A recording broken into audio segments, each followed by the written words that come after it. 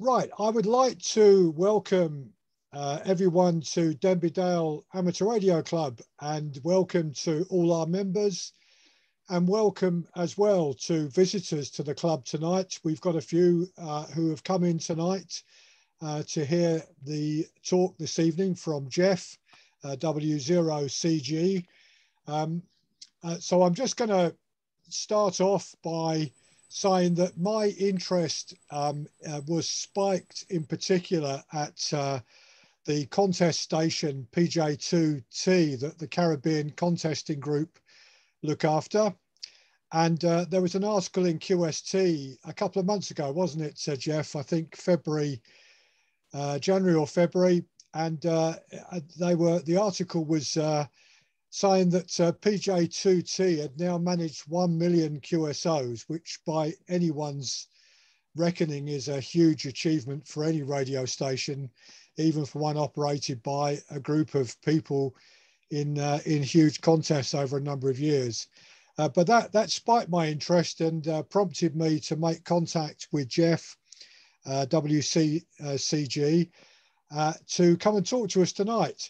So I'm going to hand the microphone over to Geoff, and I'm going to let you, Geoff, both introduce yourself and talk to us about the station tonight.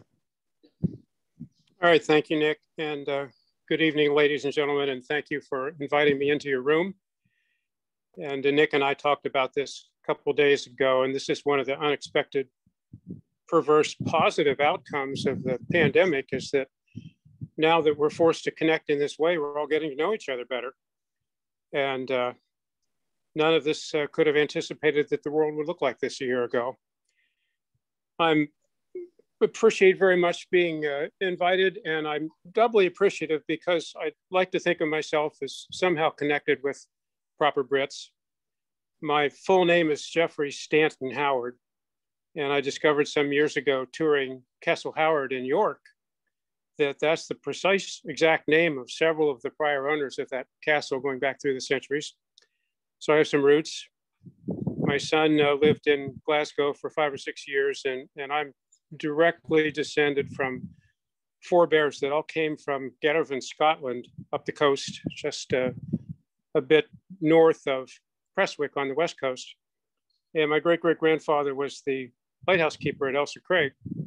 So maybe I have some commonality with all of you, and my DNA test says that I'm 99% UK foundation. The only part that's missing is I do not have a proper accent, and for that I apologize. I'm working on it, but I had the misfortune of being born in West Virginia, one of our most obscure of the 50 states, and they don't talk English accent very good there, and it took me a while to get rid of that one, and still working on acquiring yours.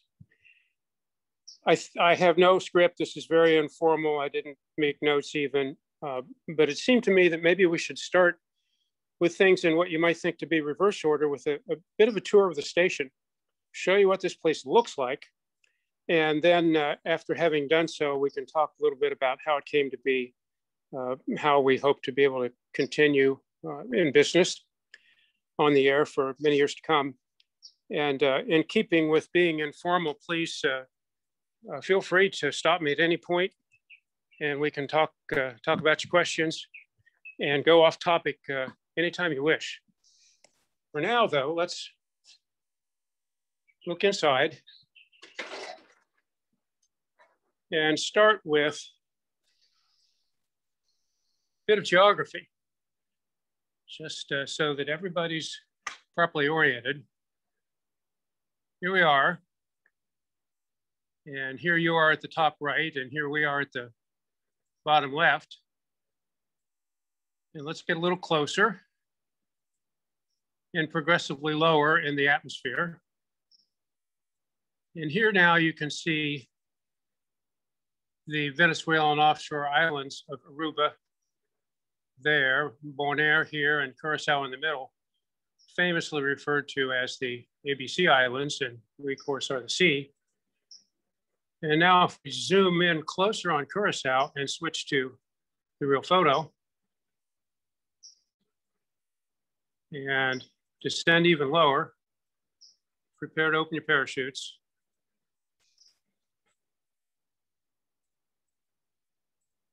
Here is the northwest coast of Curacao, or the southwest, depending upon your sense of orientation.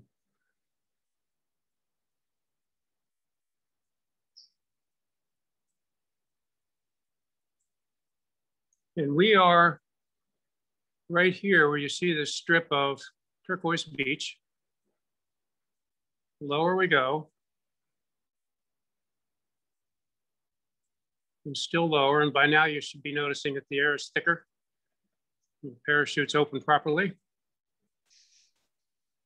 And now you see our neighborhood, a cluster of 13 houses at the end of a dead-end road, many miles from everywhere, which makes it an ideal place for amateur radio. There's not much radio noise. And I'm coming to you from this house here. We have the sea immediately in front, a half-acre garden in the back, and a whole lot of steel and aluminum that you can't plainly see from this view. So there's the quick Geography 101. And now in terms of a broad overview of the station, we at all times have 4 operating positions set up. Station 1 here, the primary one. Station 2, exactly identical with K3 and all the supporting equipment. Station 3, another K3, and a vintage old linear amplifier from Radio Team Finland. And here's Station 4 that we frequently use for 20-meter contesting and also for remote operation. So what is on the air on 20 meters in Curacao at 2:37 local time? The answer is you'll find not much, even in this part of the world. Let's look around.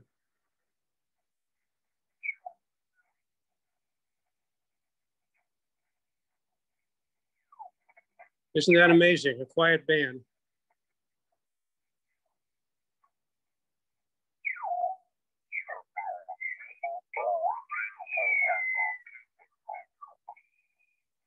And this in rapid contrast to the sound of the band during the weekend, particularly a contest weekend.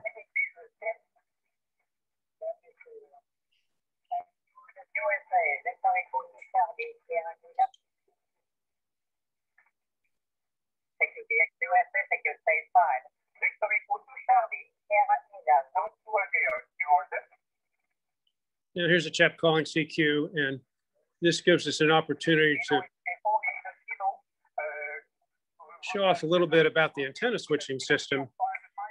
Here at Station 4 and all the other 4 stations, there are 4 identical switch control boxes, and we can select any one of a whole array of antennas, or a whole, I should say, a whole array of arrays by push button. And you can see here that 20 meters has been selected. And then further, on 20 meters, we have a selection of many different combinations. Right now, we're listening to this fellow on a Europe-oriented antenna. Pushing that button, we're now listening to the States. And you can hear the enormous difference in signal level for this European when he comes back between Europe and US. And we can also choose to select a tri-band antenna.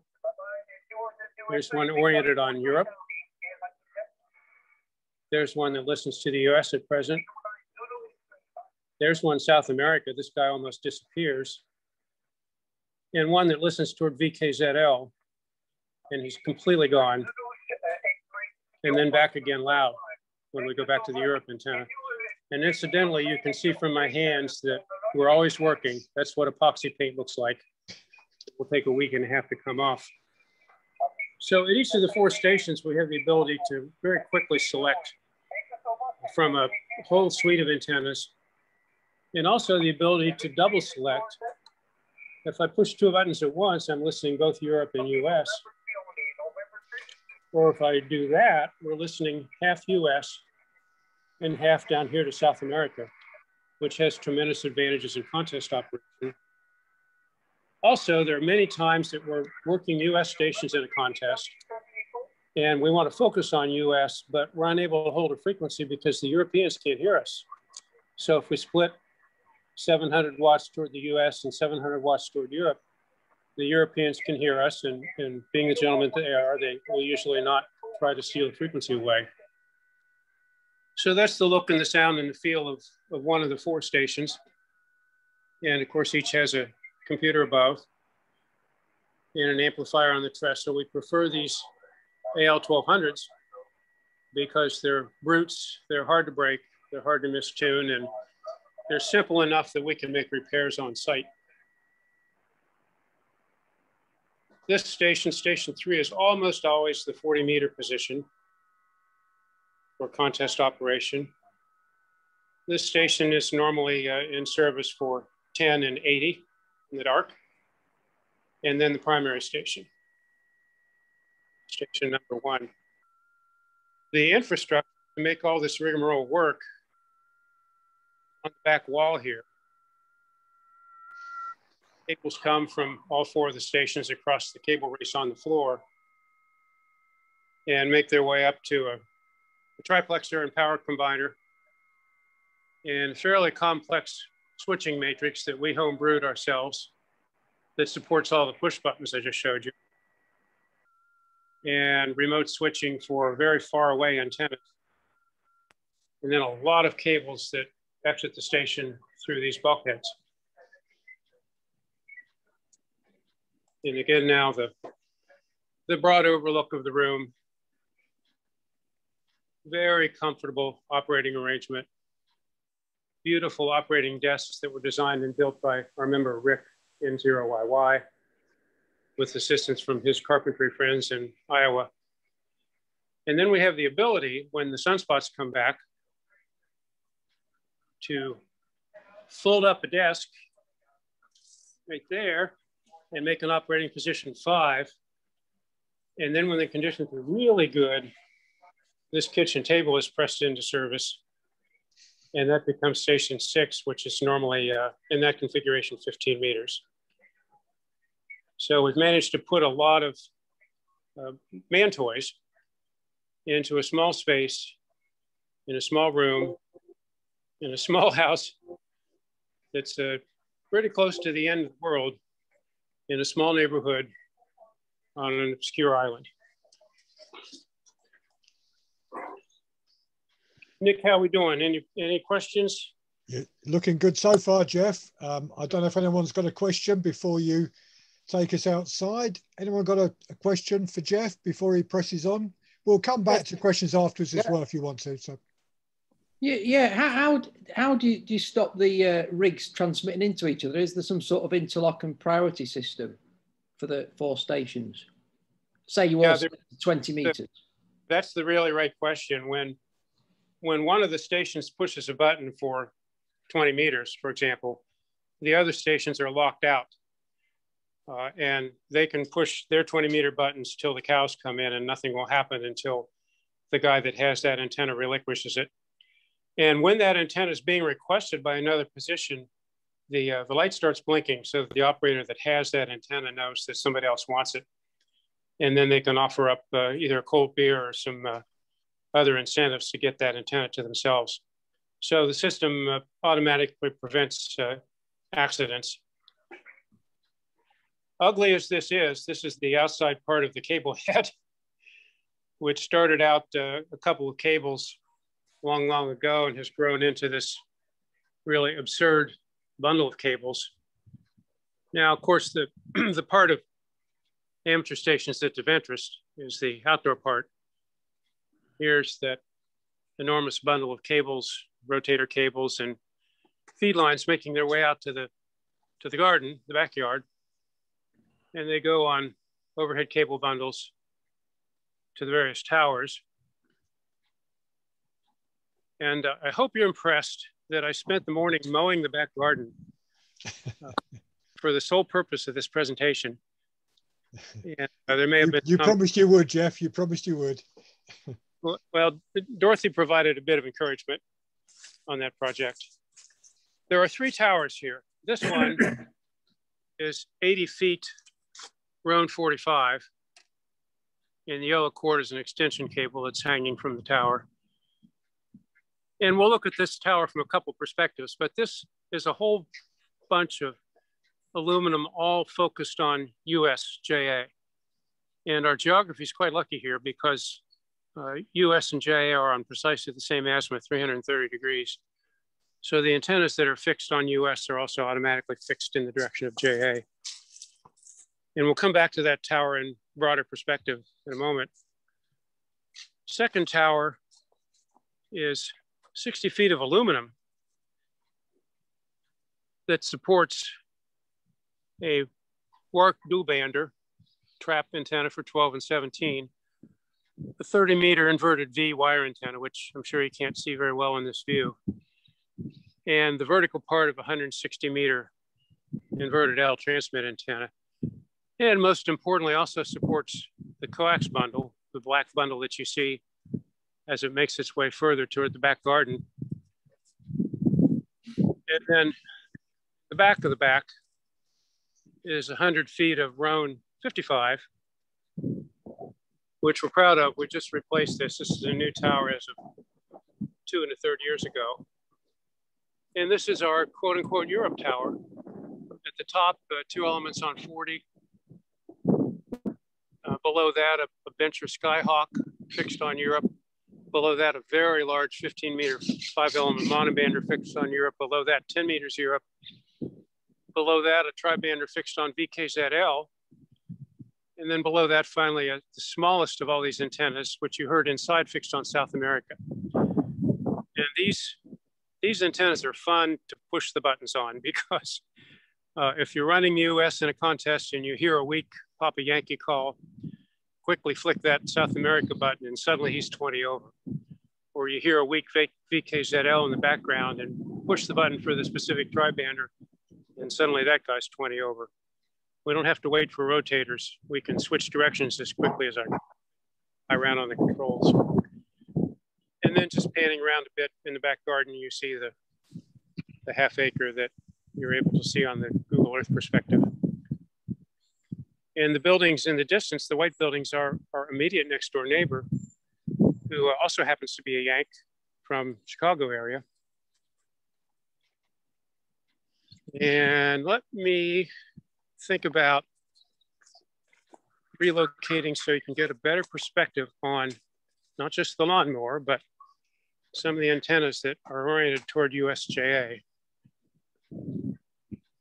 Up 17 steps.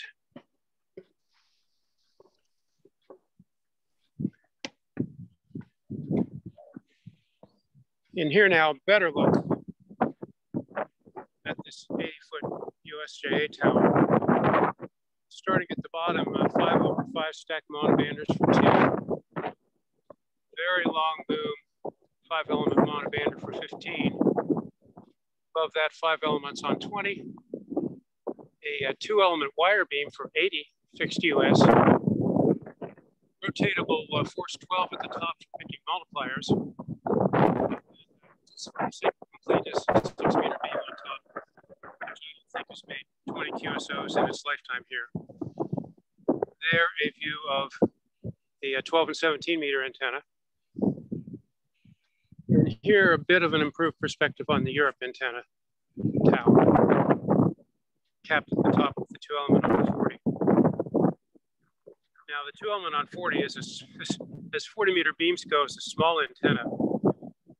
But I've sat in the States and seen that antenna kicking S meters to 50 over when the conditions are right.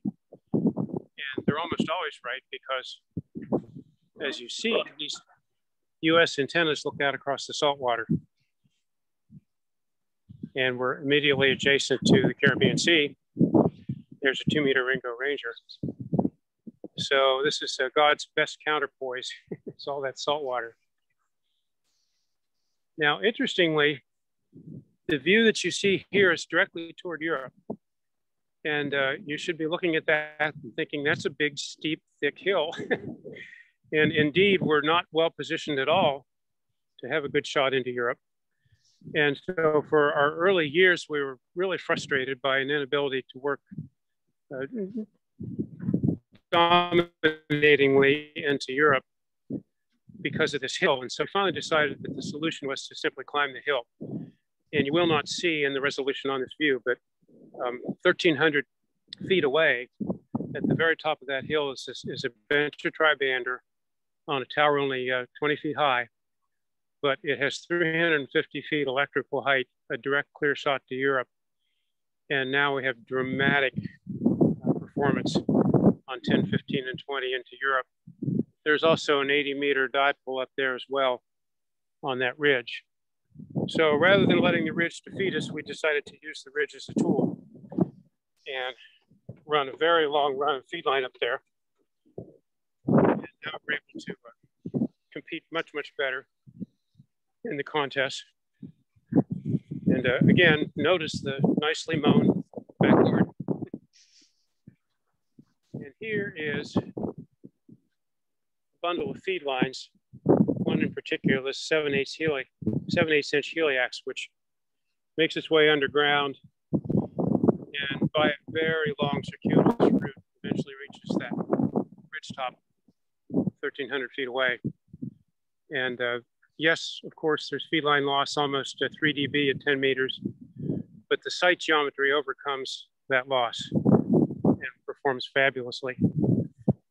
Here's some comic relief for you. This ugly looking thing is the 160-meter transmit antenna.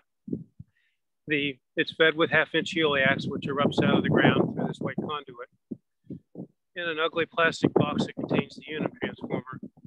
And ugly though it may be, this contest antenna in the able hands of primarily Kate November Delta, whom I think is online with it right now, and Jim W0CG has won multiple 160-meter CQ contests on 160 CW. So it doesn't have to look good to play well. And again, all credit to the ocean water counterpoise outside. As you can see, the house is a simple, crude concrete block house that was built in 1970. Now let's go back in to the shack. It is cooler.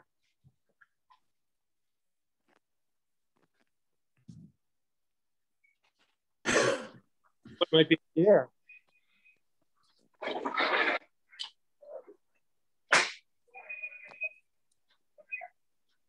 Yeah, we still hear the Italian.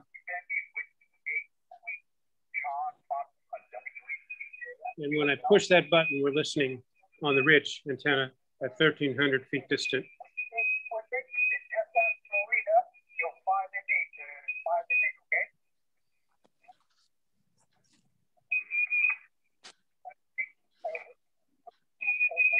And if I tune a bit, you find that there's not much on the band. Can I make a comment, Geoff? Yeah, please do. Far away. Yeah, this is Stan, PJ2T from Toronto, Canada. I had the good fortune to work a contest a few years ago as a guest operator at PJ2T. And I remember just as I made my first CQ, Geoff was walking by and I said, Geoff, nobody answered me. He said, Stan, be patient. You're the big dog here.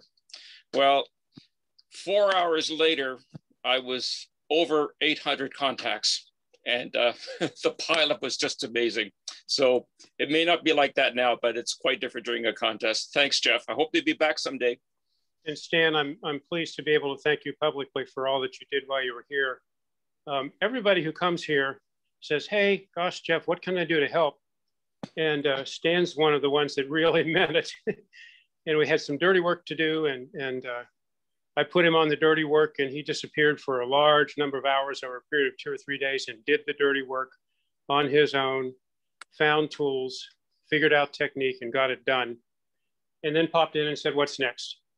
And guys like that are wonderful to meet and know. And without that kind of attitude, we wouldn't be nearly as successful as we are here. So Stan, thank you for that. And yes, absolutely. Hope you're back. It was a pleasure to chat with you for 3.2 seconds in the last contest, WPX sideband, and we'll do it again. Now, the next question that may be in your mind is, how on earth do we do all this? And the short answer is through organized group effort. We started this organization in 1995 when I fell in love with warm weather and the loud signals and endless pileups in the tropics. And I loved it and I wanted more, and I had been invited on a trip and hoped to be invited the following year, and that trip didn't happen. And so I quickly figured out that if I was going to get to do any more Caribbean contesting, I needed to organize it myself, and began to do that. And we worked as nomads for 3 or 4 years at various locations in the Caribbean, mostly at Jody's at BP5JM. Got tired of dragging equipment and antennas and setting up every time for every contest, and resolved to get our own place, to get a contest clubhouse somehow in the Caribbean. And the plan at that time in late 99 and early 2000 was to throw dollars into a pot, me and my fanatic contesting friends, and try and buy QTH and build up a station in the way that we've done here. And at that time, this QTH came up for sale on the market. This was the W1BIH, also PJ9JT contest station. John, an icon of the hobby, had this house built in 1974 contesting, and contested primarily in the ARRL code contest for many, many years. And eventually he and Mary reached an age where it was not convenient for them to continue to come, and they put the place on the market. And I thought it would be grabbed up, and it wasn't. It sat on the market for nearly 3 years. And I remember when I first saw this place advertised for sale, I shook my head at Dayton and thought some lucky son of a gun is going to have the contest location of a lifetime, and nobody bought it. Years went by and nobody bought it. And the price dropped and dropped, and I finally came and had a look, and it was in very poor condition, but it seemed to me this was something we could do. We could fix it up. And convinced several of the chaps that were in the group with me to do a group buy. And the plans were all in place. And we even had made a purchase offer to W1BIH. But hams being what they are, when it came time to write the checks, everyone fell away. I was down to just one partner and 1 week left to go, and he fell away. He said, geez, Geoff, sorry, it was a good idea, but I just don't think I can do this. So I wound up swallowing hard and remortgaging my place in Ohio, and bought the place myself together with my then wife. And we thought, all right, we'll have a ham radio, a club station, and a retirement house. And at that time, there was a group of about 15 fellows that were with me. And the deal I struck with them is that I would buy the house, and I would provide this house as a platform upon which Ham Radio Contest Club could operate, on the condition that the group would pay dues each year to help me cover the cost of the house, the variable costs, the operating costs, the utilities, the legal costs, the cleaning, the taxes, the insurance, all that. And they said, sure, that's a fair deal. And so we began operating in year 2000 on that business model. We're in roughly 20 people, throw in enough dollars into the pot each year for dues that I can just keep myself head above water and keep this place operating. Little expecting that it would go on for 20 years and grow and grow and grow. And over time, people have fallen away. Their personal situations have changed. Their interests have changed. Their wives have explained to them they're not going to do this anymore. We've lost several valued friends, become silent keys, 3 just in the last year. But somehow we've kept it going, and people always come along. And we now have between 20 and 25, the number varies each year, members that put quite a pot of dollars into the coffer, each person $550 per year dues to be part of this place. And about half of that money is directed towards supporting the real estate and helping me stay, again, head above water. And the other half is used as any contest station, any ham club station dues would be used to buy the stuff, to buy the K3s and buy the amplifiers and build the beautiful desk and keep upgrading the computers and keep the antennas and towers in a good, proper state of maintenance. And by golly, in the 18th year, we reached 1 million contest QSOs in the logbook of the world. Since then, quite a few more. We know we've done at least 1 million more in casual QSOs outside of the contest. And we're not showing any signs of going away. We've had some major challenges. COVID was a huge challenge. The year before that, the hotel next door threatened to practically put us out of business by taking over our antenna field and building a big hotel. That's at least for the time being gone by the wayside. After a lifetime of good luck, I wound up in the hospital and had some surgery and some touch and go moments, but everything's good now. We're back. Stan, thanks for stopping by. Good to see you. We're back and we plan to continue to grow. So that's how we do this. I'm not a money guy. I'm just a retired school teacher. None of us in the group are wealthy people, but we've found out that if we combine effort and combine resources and combine skills and talents, we can do amazing things that none of us could do individually. You all see high-profile contest stations come and go over time. And almost every time, those are funded by one particularly well-off leader, full of enthusiasm, lots of expenditure of resources, great results for a period of time, and then they fall away. Because after 2, 3, 4, 5 years of doing this, they find out how doggone difficult it is. Sure, the ocean is blue, turquoise, the sun is bright, the sky is blue, the palm trees are beautiful and green.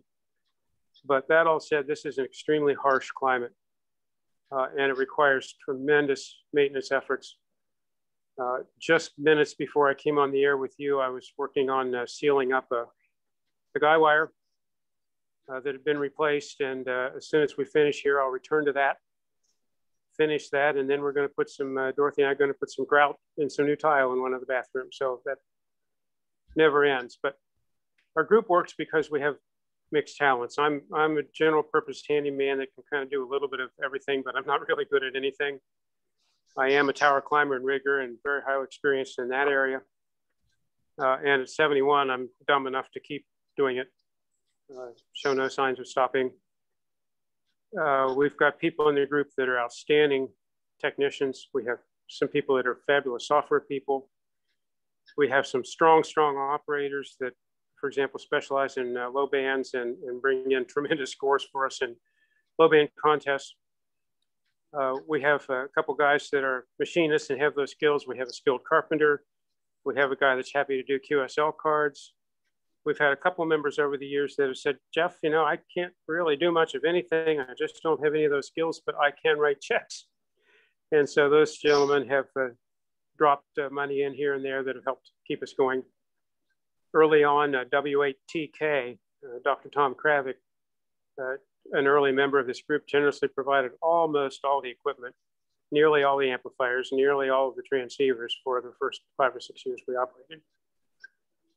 Since we began, I mentioned my wife and I had bought this for retirement. Unfortunately, in 2008, our marriage ended, and I thought it might be the end of this place, and I thought it might be the end of my life.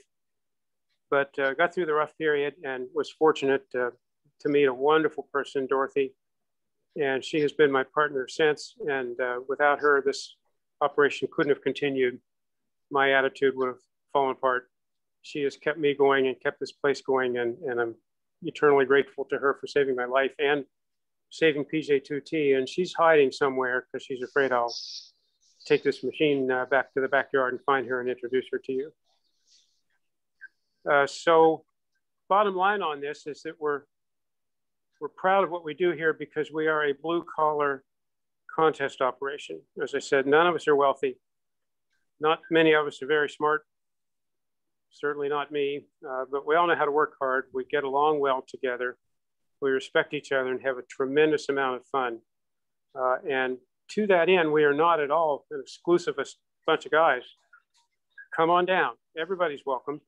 If you think you might be a contest operator, then drop me an email and we'll make arrangements.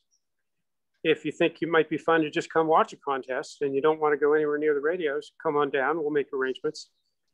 We are, in fact, particularly looking for some chaps to staff CQ Worldwide sideband in October. As you see, we have empty chairs and unsupported radios here in the shack, and we need people to come and operate these contests. CQ Worldwide Code, not so much. We have plenty of guys that want to do CW, but we have a tough time finding contest operator for sideband. And in terms of spectating, no kidding. We had a member for many years who worked hard for the group, contributed a lot of effort and inspiration and leadership and money, and never made a single contest QSO. He just liked to be here and enjoy the fellowship and the society, and as they say in the movies, he liked to watch. That is all I can think of to tell you, and all I can think of to show you. And I would be delighted to have a chat.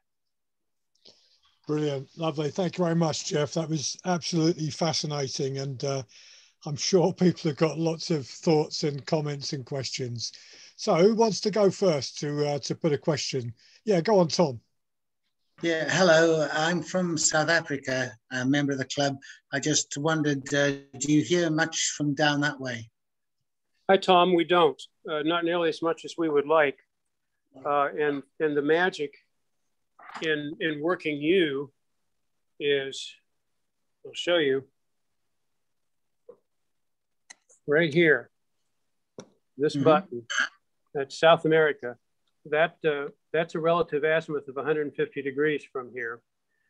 And as you saw, it's a small tri-bander in the backyard, only 45 feet high. And when we push that button, you're suddenly 20 over 9 here. And unfortunately, there aren't enough of you. And we're thrilled when we hear you, and we're thrilled when we work you, because we need that multiplier, but not so many. And not so many VKZL either. Okay, I work quite a few stations, Caribbean and stateside. Got a reasonable station, nothing like yours, but hopefully we'll catch up with you and maybe you'll work Zulu Tango 1 Tango. Special call, unique prefix. All right, let's do that. Thank you. Brilliant, thanks, Tom. Who's next with a question to, yeah, Darren. Yes, good evening. Excellent presentation and really interested in the station. Early on, you were saying that you could squirt 750 watts to Europe and 750 watts to America. Are you using 2 separate antennas for that? What was the last phrase? Sorry, you're squirting signals to 2 directions at once. Are you using separate antennas to do that? Yeah, we're using separate antennas. For example, when we're running US content Europeans together, one of the antennas in play, the antenna on the ridge is a Bencher Skyhawk. And in order to do that, we're, for example, on 20 meters,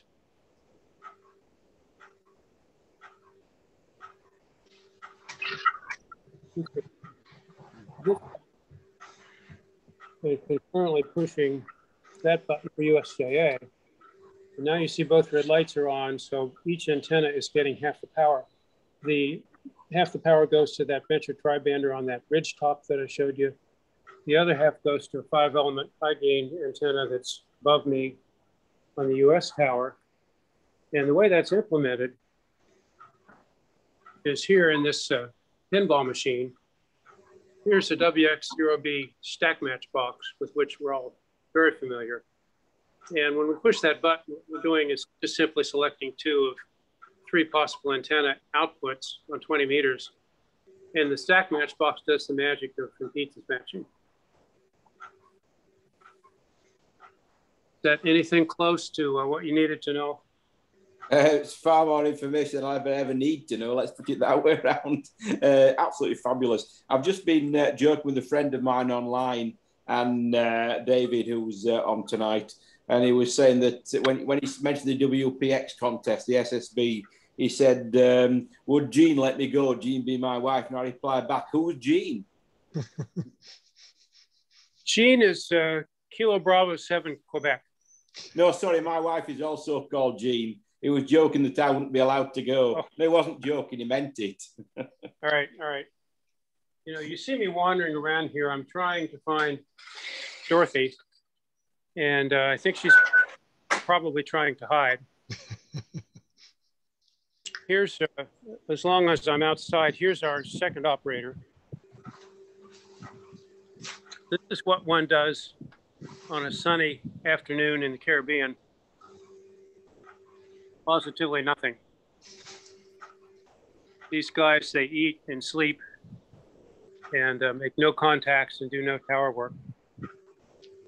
And in fact, I told you I was in the midst of some tower work. You might get a laugh out of this. This is obviously a guy wire termination for the 80-foot USJA tower. And the old equalizer plate had come close to failure and rust. And I spent days and days and days replacing this equalizer plate and one of the turnbuckles.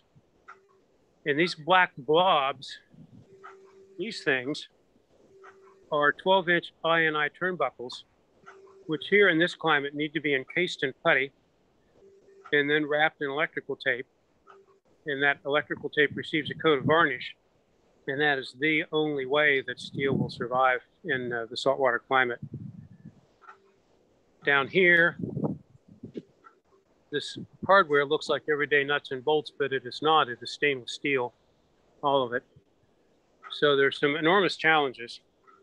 And when we finish up, I'll be finishing this part, encasing that guy in putty and tape, and be close to wrapping up that project. This is a dead end guide grip. And the reason it's white is because it has a coat of epoxy primer and then a white coat of epoxy finish paint. And then I'm about to encase that whole thing in putty. And that again is the only way that will survive in this climate. Sorry. Go ahead. I was going to ask a question about hurricanes, and with all those big towers and antennas, do you have any problems? Well, we have persistent corrosion problems, of course. And we learned a hard lesson in, here's a bit of scenery while we go over this. We learned a hard lesson in year 2000. We bought brand new Roan 55 tower sections, shipped them down from the States, and put it in the air. And we thought, aha, brand new fresh factory galvanizing, that'll be fine, even though we're in a salty climate. Well, in 4 months, that tower had turned brown, top to bottom. And by then it was too late. And I spent the succeeding 17 years chasing rust on that tower with sandpaper and grinding wheels, and eventually discovered two-component paint, but it was too late. And by the time I discovered the two-component paint, it just couldn't stop that rust.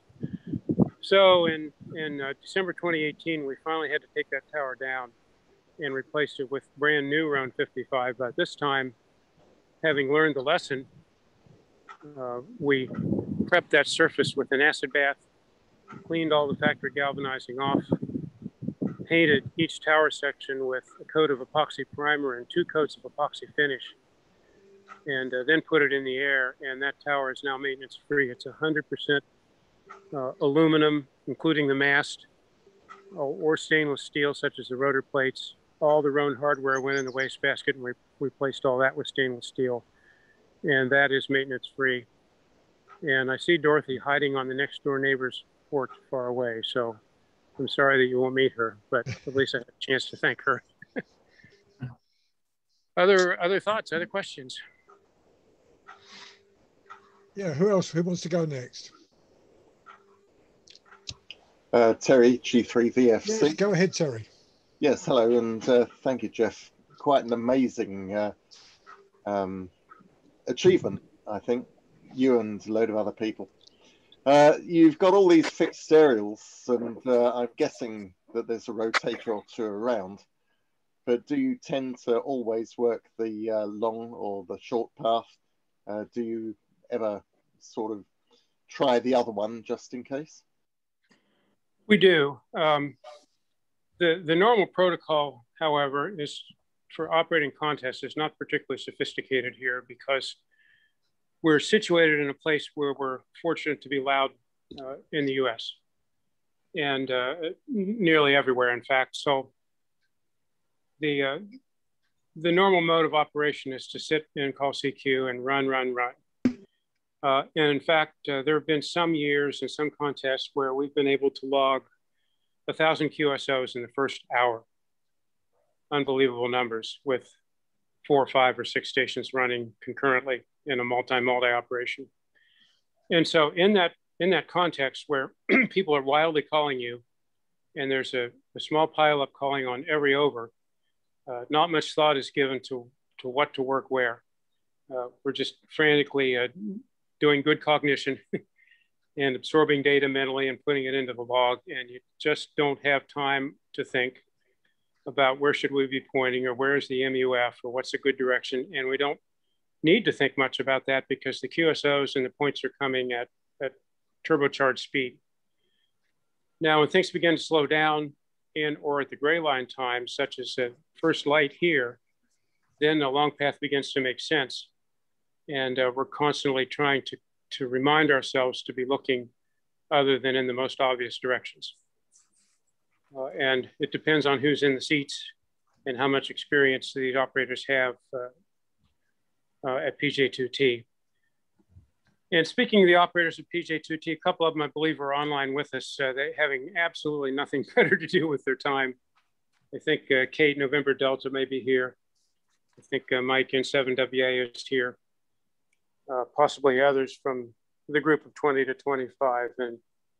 And I'm very happy to be able to thank them once again for making this happen. Without them, we wouldn't have a group, and without a group, we wouldn't have a station, and without the station, we wouldn't have the operation or the history. So my thanks, Geoff, to you and Dick and any others from CCC that are with us. You guys make it happen. I stand at the middle and orchestrate, but without you, there would be nothing to orchestrate.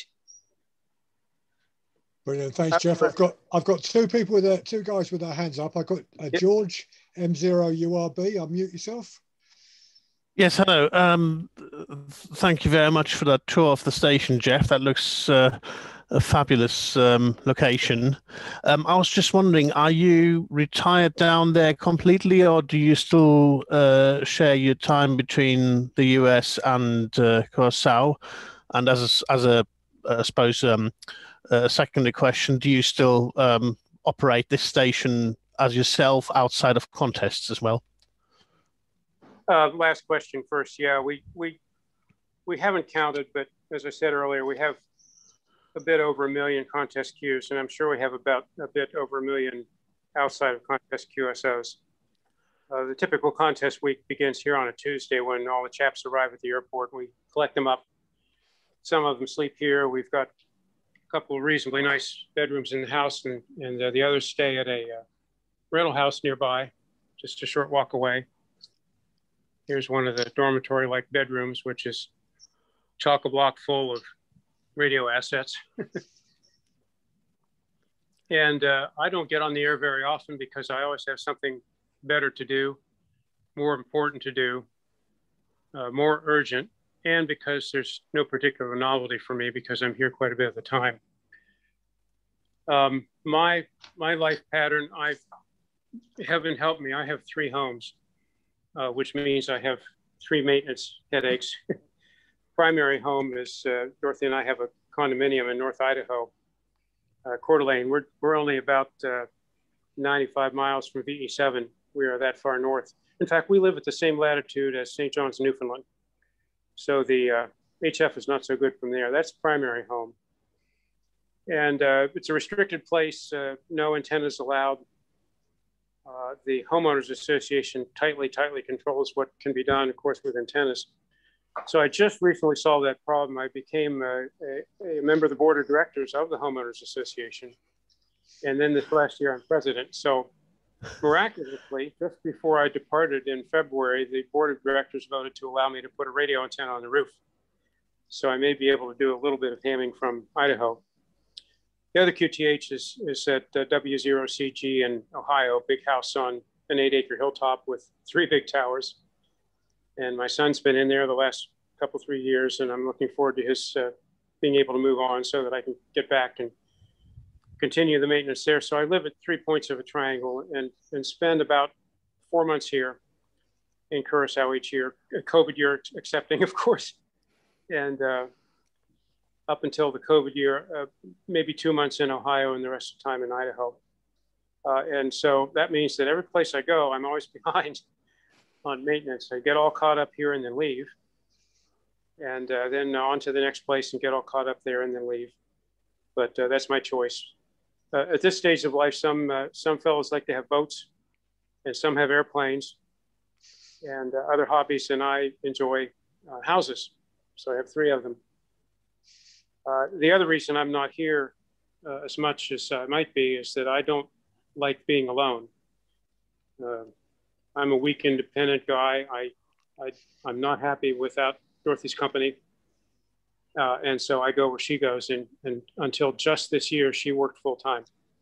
She's now retired and she's been able to come and stay with me here for 8 weeks. And that's the first time in my life I've had her here for that long. So I'm excited about what the future may bring. I was fortunate enough to retire from my real job in 2004. I was professor at Kent State University in Ohio.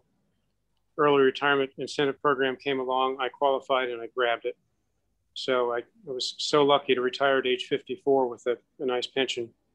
And I'm also retired 30-year U.S. Air Force military. So I live on those pension streams and some investments. And it's probably fair to say that I failed retirement completely because I work my fingers to the bone night and day at all 3 of those locations. And sorry for the long answer, and I see 2 other hands up. Nick, go ahead. Yeah, brilliant. Thanks, Geoff. Richard, GCX. Good afternoon. Ken earlier mentioned hurricanes, and I was going to ask you that question, but I also was going to ask you about lightning protection, because you've got a lot of metal up in the air.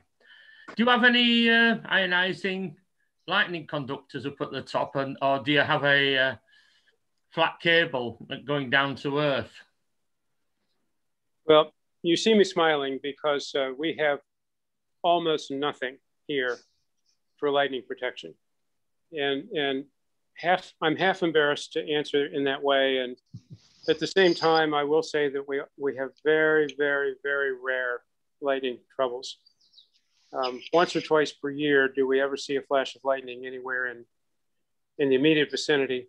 Now, in the rainy season, we see lots and lots of lightning flashing off across the water. The mainland of Venezuela is only 35 miles away. And the coastal thunderstorms over there are ferocious. And we see lightning over there like a fireworks show, but it very seldom comes over here. Only once in my 20 and a half years here have we suffered any lightning damage. And that was very minor. Now that said, we do the intelligent things in terms of grounding systems. And here, in fact, is the station master ground. I think you can see a copper strap that I've painted gray against the corrosion, and a very beefy electrical ground. And those terminate in the seawater down below the cliff. So there's a good ground system, but it's not nearly what you would think it should be with gas tubes and grounding technology and so forth. So no, we haven't done well in that area. Half the reason is because we just simply haven't had the money to do it. And the other half reason is that we've been lucky enough that we haven't had to do it. I noticed, hello, can you hear me all right? Yes, sir. Okay. I noticed, well, I couldn't see any antenna disconnection systems in case of approaching storms. Yeah, what we do, really a sophisticated antenna disconnection system.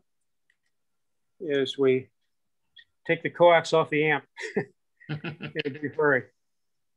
And that antenna up on the mountaintop, of course, if we have a lightning rod, it's that.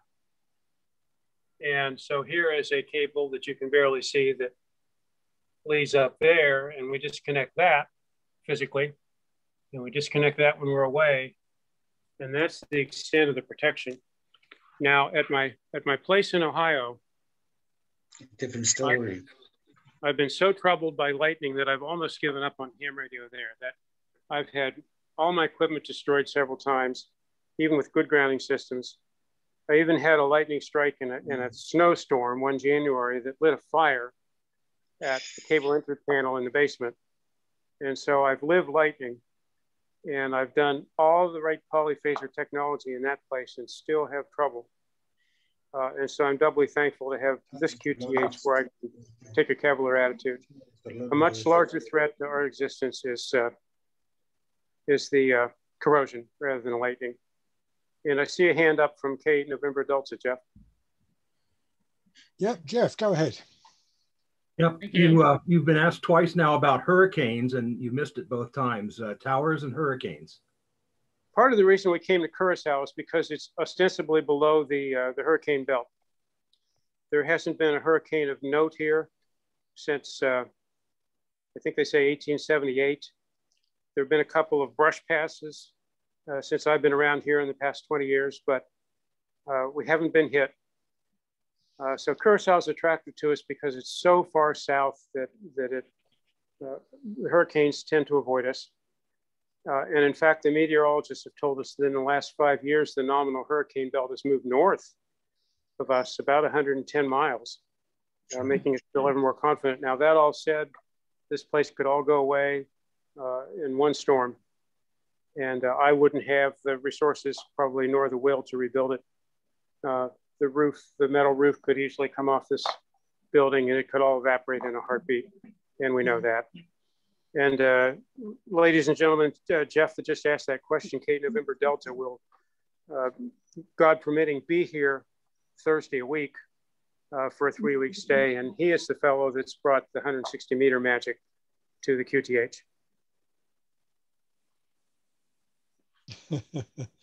Very modest, Geoff, very modest. I see you're keeping quiet.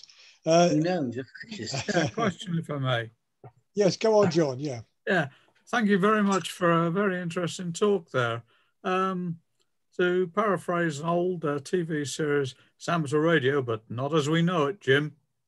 But question, you've got the source there. You have multiple operators in the one room. Are you operating phone or CW or both? Well, each contest is its own mode. So I never do contests, so I wouldn't know, you see. Yeah, let's see, the good example and point, our favorite contest is CQ Worldwide in November, CW. And so that is entirely a CW contest worldwide. And so, yeah, everybody in the room is working CW. And it's interesting to stand at the kitchen sink and watch that, because here we have 4, 5, 6 radios going bat out of hell rates of speed, hundreds of QSOs being logged per hour, and the room is silent. The room is dead silent. You hear nothing but the clicking of relays. And yeah, that's what I thought. I thought for a side. Sorry, go on. Well, in SSB, of course, it's a different story. And there you have SSB operators who are quiet, and some that are so loud into the microphone that I can hear them outside at the road. And I could probably log their QSO. So it's cacophony during sideband contest. And you know, related to that question, one, it would be perfectly justifiable to ask, why the heck does anybody want to do this? What is the point in contesting? There are those who despise contesters and contesting because we take over the bands on a big weekend. And many see that to be discourteous and offensive. And others ask, what is the point in making high rate QSOs that are completely impersonal and that involve a 5-second impersonal exchange? And I guess the answer, my best answer, is that we all love wireless. we all have that DNA in us that fascinates us with long distance instantaneous communication. We like doing DX. And if there was ever a time to do a lot of DX and a lot of wireless, it's on a contest weekend. And those of you that don't enjoy contests, you know, my suggestion to you is that you view these as the best opportunity by far each calendar year to work a lot of countries, a lot of new zones very, very easily. Everybody's on the air, everybody's easy, and the contacts are never easier than at that time. And here she is. I caught her. Dorothy was trying to hide, but here's the First Lady of PJ2T, and I thanked her to you earlier for all that she does for us, and without her, we would not be doing what we're doing here. Oh, it's without him. We're a good team, put it that way. And she's very shy, so she's going to go back and hide somewhere, and she very much dislikes being given credit for anything. And Nick, we're over your prescribed time limit, so I'm happy to disappear whenever you say. Geoff, you're perfectly okay. We've got a number of people still with their hands up if you're happy to wait. I've got Stuart, GM4 AFF, hasn't spoken. And then I'm going to go over probably to the oldest ham in the room, Nicholas. So Stuart first. Thank you very much. Hello, Geoff. Nice to see you again. I can see also that there's been a lot of work done at the station. It's absolutely fantastic. And it's really, I'm just really speaking to congratulate you all and congratulate the team and the other Geoff that's online here as well. I know how much work he does. And I can remember trying to operate in that shack before the air conditioning was installed. So yeah, you'll remember that. So it's nice to talk to you. Nice to see it all. Hi, Stuart. Yeah, that was miserable. And here's a view of the air conditioner that has changed our lives. We suffered in here for several years. The ambient temperature in the house is about 86 right now. And that's with no radios running. Once we crank up all the amplifiers and all the radios, we've seen the ambient temperature rise to almost 100 Fahrenheit. And then on top of that, you're sitting with headphones on, and it's a pretty miserable experience. And finally, gosh, I think maybe 2006, one of our members said, enough's enough. Geoff, for God's sake, get an air conditioner. And he slapped a pile of dollars on the table. And we did that. It was a large investment, very expensive to run because electricity is very, very costly in island environments. But yeah, things are better now. All praise to the air conditioner. Yeah, well done. Lovely, thank you, Stuart. I'm going to go over to Nicholas next, and then Terry, and then Darren. Nicholas. Hello there, Geoff. I take it you've got a website, of course. So have you got a place on there where I can check whether I've worked you or not? Yes, no. No. Embarrassed to tell you, yes, we have a website. It's very poorly done. It was good when we started. It's in very poor state of repair now. Most of the material on there needs to be fixed and updated. I've begged around the club group over the years to see if someone would take over the website, and it's my fault. There's just not enough of me to go around, and I haven't had time to keep the website up. Every contest QSO we make is on Logbook of the World. And thanks to Kate November Delta, those QSOs are posted within a couple hours of the end of every contest. And there are over 1 million contest QSOs on Logbook of the World. But our website needs a lot of work. As you can see, the station is in a good state of repair, but the website is. Yeah, the maintenance of that place must be fantastic. Have you got a band of volunteers that help you with the maintenance? There's always room for more. The best I can come up with. Now, this has been an extraordinary 8 weeks because Dorothy and I go back to Idaho next week at the end of the week. And these 8 weeks, we have worked ourselves to death, both of us, because we were 14 months away from the QTH because of COVID. There was already a lot of deferred maintenance before the 14 months, and then no ham operator set foot in place here for that entire time, 14 months. So we've been working at a maniacal pace to bring things back up to snuff. And we have an arrangement in the radio club where any of our members are welcome to come here at no cost. And in fact, with a 50% subsidy for airfare and rental car if they're willing to work on projects. And of late, we haven't had much help. The last big project we did was the replacement of the tower, and then people did step forward, but can always use more help. And particularly with the tower work, and I'm thrilled that we just recruited a new member who is a tower climber. So now that's 2 of us. I will have some help in the air. Yesterday, for example, I spent hours on the US Tower slinging epoxy paint in the heat and the wind, and I'll be doing that again tomorrow. And I sure wish there were to help out with that. Actually go up the towers and do maintenance? Oh my gosh, you should see the getup.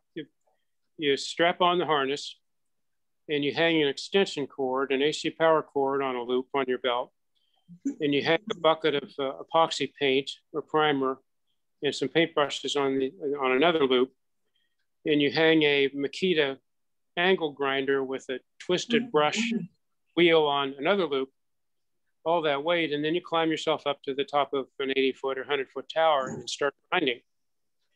And any place you see a rust bloom, you use the Makita wheel to grind off down to bare metal. Sometimes that involves grinding off so much of a leg that it punctures a hole in the leg. And then you reach in your bucket and put some brushes of epoxy primer on that spot. And repeat with many, many other rust spots on the way down from the top. Then come back a couple of days later with a bucket of finish paint. They call it epoxy or 2-component paint here, and you paint that on. And that's what you see on my hands is this white paint from yesterday. I didn't do a very good job of cleaning up. And it's persistent. It'll be on there for a couple of weeks. So it's miserable work. It's hot, it's dangerous, it's dirty. And I'm sure looking forward to getting some help. Dorothy must be biting her nails while you're up there. She hasn't much to say about that. And the numbers on the life insurance policy look pretty good. So, lovely. Thank you, Nicholas. I'm going to go briefly to Terry and Darren, and then to Brian, OYG. So, Terry. Yes, thank you. It just gets better and better and more amazing, Geoff. You showed the route of the guy wires all wrapped up and epoxy covered and all the rest of it. What about the wires themselves? There's an awful lot of miles of wire. How does that survive? And do you replace it or just maintain it? The question is about the feed lines? No, the guy wires that hold the towers up. Good question, Terry. The guy wires are Philly strand. And that's the one thing we did right with the original tower that corroded so rapidly. We used and got down to within about 20 feet of the ground. And then at the end of the Philly strand, we transitioned with the big insulator into 1/4-inch steel the rest of the way down. And the reason for the steel at the bottom is to protect against vandalism and or animals that are a little bit too hungry or brush fires. And when we replaced the Europe Tower in December of 18, I was ready to replace that Philly strand and all 9 of those guy wires if necessary. And it was not needed. After 18 years in this ferocious climate here, the Philly strand was still in absolutely perfect condition, and we reinstalled it. Now, as for the steel portion from 20 feet down to the ground, down to the guy termination that you saw, those steel wires are first painted with epoxy, multiple coats, and then wrapped in electrical tape, many, many miles of Scotch 33 electrical tape, and then varnished so that there's no exposed steel, either the guy wires or the steel dead ends. And any place where I make a boo-boo, if steel is exposed or if the putty wraps leak, that turns into rust. That eventually turns into a failure, and I have disaster on my hands. And that's what happened over the last 3 weeks. One of these equalizer plates had rusted to the point where it was about ready to let go. And when I opened up the turnbuckles, one of those was perfect, and the other one, there had been a leak, and one of the two turnbuckle ears was almost rusted through and ready to go. And so you got to be really diligent. No air can get through to the steel, or we have a disaster. Now, the answer would be stainless steel everything, but stainless steel is not available in some of the places we need it. And if it were, our budget wouldn't support it. All right, thank you, Terry. Thank you. I've got Darren, and then I've got Brian. So over to you, Darren. Yes, okay, thank you. First of all, I wondered if it would be possible for those of us online tonight to have a sked with you at some time. Maybe you could organise that through Nick. I've worked the station several times over the years, particularly when Jamie was out there, M0, and I can't remember his call sign, from the Midlands, but he's helped me at several club events. My other question is, what sort of QSO rates do you reach in the SSB contests per minute? The best QSO rate was 437, and that was achieved by famous contest operator John Dorr, K1AR, and I believe 2002 on 15-meter sideband, first hour. And he had sort of alerted his buddies that he was going to be at PJ2T and that he would be in the 15-meter chair. And so they were all lined up, ready to go. And he ticked off 437 in an hour. Wow, that's phenomenal. I've done about 350 when the conditions are just right. And we have some other chaps in the group that can do that. And when I say the conditions are right, what's required is no pileups. If there's a pile up, that slows us down. But if we're lucky enough that there's one guy calling on each over, and we can grab that call sign right away, and it's a contest that doesn't require sophisticated exchange, such as a serial number in WPX, then it's just 59K and on to the next, or 599 and on to the next. And as a point of fact, I thought they were doing well at 150 an hour. Yeah, 437. And it's a point of fascination. In the CQ Worldwide contest, our contest exchange is 5999. That's the CW contest, a 599 signal report in zone 9, CQ zone 9. And as luck would have it, the international dialing code for Curacao is 5999. When I found that out, I'm not being superstitious, but I decided that maybe this was a good sign. And even better, we are primarily a CW group by accident of birth. And the internet domain abbreviation for Curacao is .cw. You would think that it should be .cu, but that's the Azores. And so we are .cw. So for whatever that may be worth, we're probably doing the right things in the right place here. Yeah, sounds a good coincidence. I've visited Curacao a couple of times, mainly just on a day visit. If I get to go again, I'll certainly be in touch. All right. Brilliant. Thank you, Darren. Brian. Am I on mute? No, I'm not. Hi there. Great talk. Thank you very much. And funny enough, I was due to come to Curacao, to the place, on a cruise, obviously during COVID, and that got cancelled. But just interested to know, and as the gentleman just said beforehand, so obviously, do you have any day visitors or visitors for an hour to have a look around and perhaps, have a go for half an hour or whatever it is? Because obviously, when you're on a cruise ship or something similar, then you're on a very fleeting visit. If I understand, the audio is a little broken. If I understand correctly, you're asking about cruise shippers coming to the station? Mm-hmm. Yeah. It's an informal count, but I think I've probably run to the cruise port at 8 o'clock in the morning, maybe 100 times over here to collect an operator and sometimes an operator and his XYL. And we come out here to the station about 45 minutes drive. And of course, the guys get on the radio and The XYLs wish they weren't here. Anywhere but and then we have a lunch, and they get back on the radio some more, and then pile into the vehicle and back to the port about 5 o'clock. And so I'm always happy to do that. Okay, and, worth knowing. But as you say, yes, the XYL, although my XYL is actually licensed, she's the rarest DX call sign ever. I don't think she's been on the radio now for a number of years. So yeah, see what happens if we ever get out of this COVID. Thank you. A lot of symbolically licensed XYLs all around the globe, and I haven't asked, and Dorothy hasn't threatened to do that.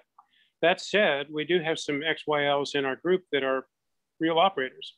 Do enjoy coming and operating, and we were thrilled some years ago to host K1MMH Mary Hobart, who at the time was Director of Development of ARRL, and the highest ranking league official that's ever been to PJ2T. And she was terrified because she had never contested. And we spent some days ahead of time schooling her up. And she did a wonderful job on the 20 meters position and became a contester. And I think I'm sure we made a new friend with Mary. So there's some gals out there that are tremendously proficient. And of course, I think you all know about Jerry WB9Z and his XYL Val, November Victor 9 Lima. Val is an avid active contester. And in fact, more often it is her voice on the air from Jerry's station now than his. And I know Jerry well because he came here to PJ2T for years, and we're looking forward to his return.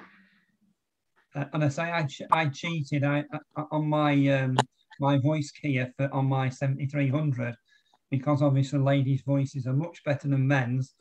I've got my wife doing the CQ calls. But my wife became licensed because we used to take her up when we did summits on the air, and she'd log for us. And we used to have a joke with everybody that's saying, "Oh, is your wife there doing the automatic? Is your automatic login system there?" And she got so upset at being called the automatic login system that she got licensed. Good story. Thank you very much. Great talk. Lovely to see you. And I can say from the guy that's usually on this side of the pile-ups is that a woman's voice always comes through. And in WPX contest a couple of weeks ago, I operated much more than I preferred to. And it was almost all pile-ups on every over. And every time it was the female voice that cut through first. Yeah, absolutely. Thank you very much. Brilliant, yes, lovely. Thank you, Brian. Right, I've got no one else waving their hands frantically.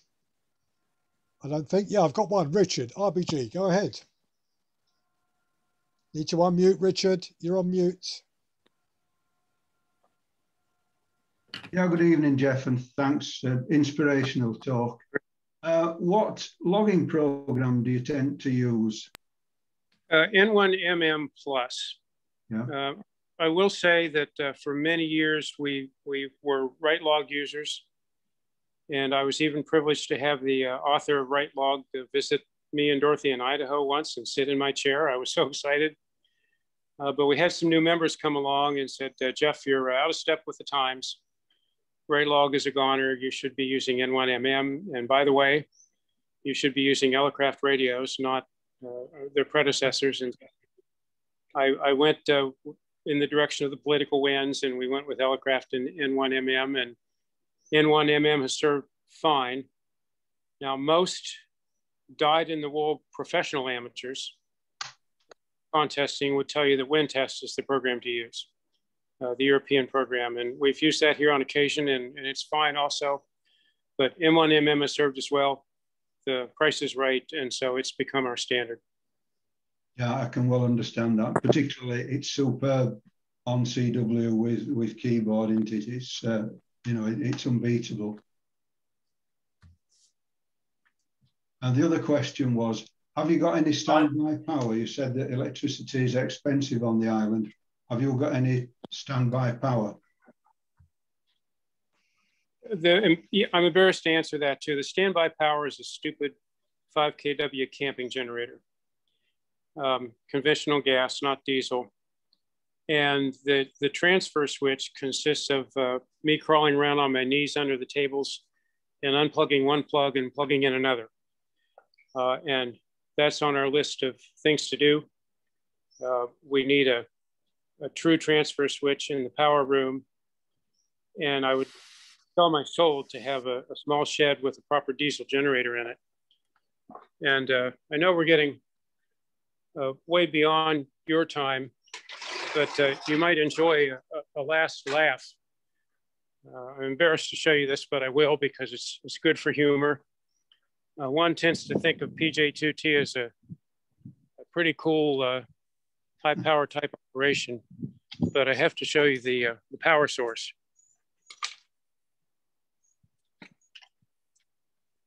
This place runs on fuses. Nice. Yep, and the power enters the house.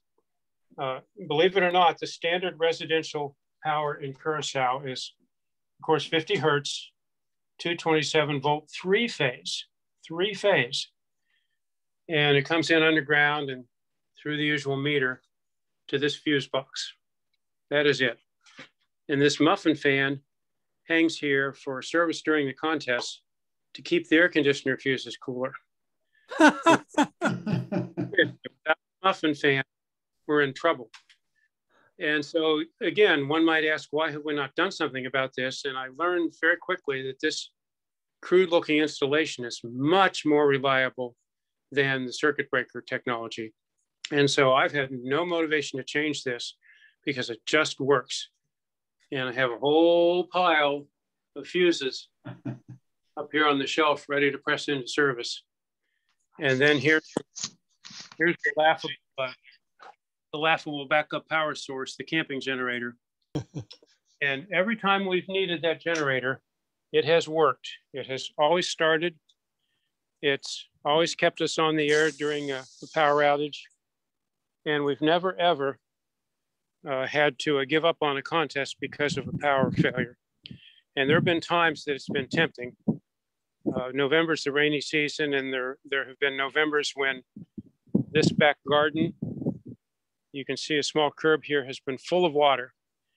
And the water has come cascading down through the back garden and across this curb and along these steps and up the step and then back down all the rest of these steps in a torrent. And yet the power stayed on and we stayed on the air. A couple of times I've had to use the generator in those instances, but we've been lucky that the power is generally reliable. The internet is generally reliable. And as soon as I say that, we'll have a failure probably tomorrow. And finally, I can show off our, not of any interest to hams, but our new kitchen. Dorothy put her foot down, said, I want a new kitchen. And so we put in new quartz countertop and new backsplash tile. And she's happier and I'm happier. And hopefully the visiting XYLs will be happier with all that. Hams like eating, so kitchens are good. Yeah, thank you, Geoff. Brilliant, lovely. Thank you, Richard. Right, I think that's it for questions. So, Geoff, before we just say our goodbyes, can we show our appreciation to Geoff in the normal way, everyone? Really good, thank you.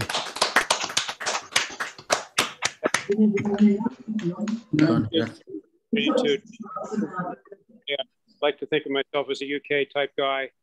I'm actually a Scot, but not far from UK, and it's a pleasure to spend some time with all of my brothers and sisters. Thank you. Brilliant, Geoff. I'd like to thank you very much indeed for your talk this afternoon. It was very, very entertaining and tons of information there. I think everyone enjoyed it. I've had all kinds of messages passed to me during your talk, Geoff, and thank you for sparing the time away from the epoxy. We've saved you a couple of hours of epoxy on your hands, which takes about a week to get off, doesn't it? Right, thank you. Good night. Brilliant. Cheers, Geoff. Thank you. Good night. Thank you. Good night. Bye-bye. Bye. Cheers.